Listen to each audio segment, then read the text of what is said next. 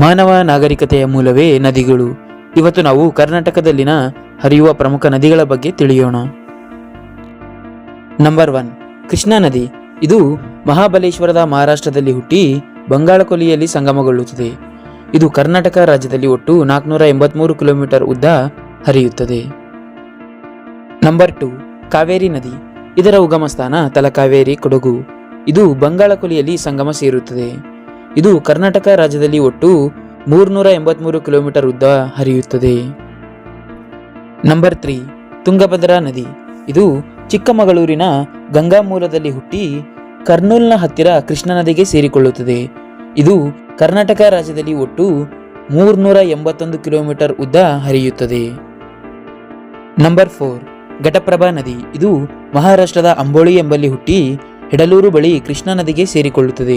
ಇದು ಒಟ್ಟು ಕರ್ನಾಟಕದ ರಾಜ್ಯದಲ್ಲಿ 216 ಕಿಲೋಮೀಟರ್ ಉದ್ದ ಹರಿಯುತ್ತದೆ.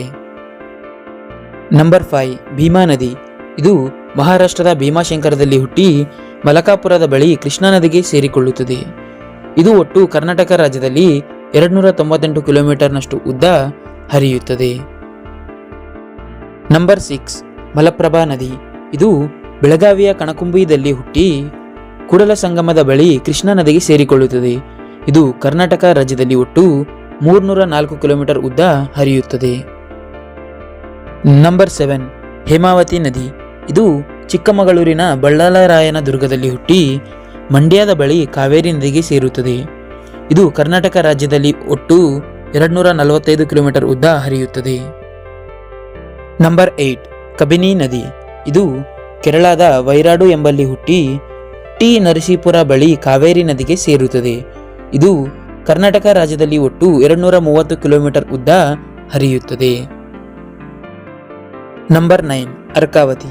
ಇದು ಚಿಕ್ಕಬಳ್ಳಾಪುರದ ನಂದಿದುರ್ಗದಲ್ಲಿ ಹುಟ್ಟಿ ಬೆಂಗಳೂರು ಜಿಲ್ಲೆಯಲ್ಲಿ ಕಾವೇರಿ ನದಿಗೆ ಹೋಗಿ ಸೇರಿಕೊಳ್ಳುತ್ತದೆ.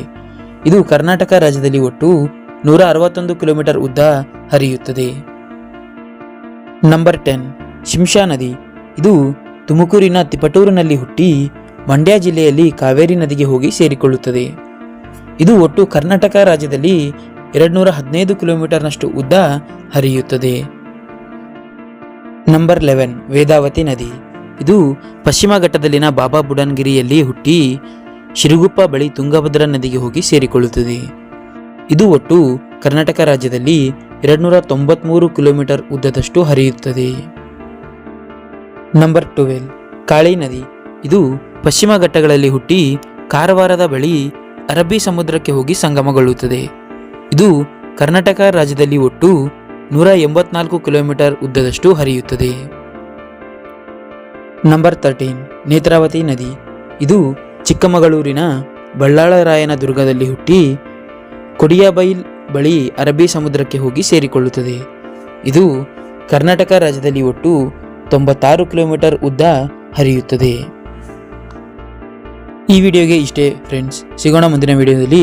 ಅಲ್ಲಿವರೆಗೆ ಲೈಕ್ ಮಾಡಿ, ಶೇರ್ ಮಾಡಿ, ಸಬ್ಸ್ಕ್ರೈಬ್ ಆಗುವುದನ್ನು ಮಾತ್ರ ಮರೆಯಬೇಡಿ. Thank you. ನಮಸ್ತೆ.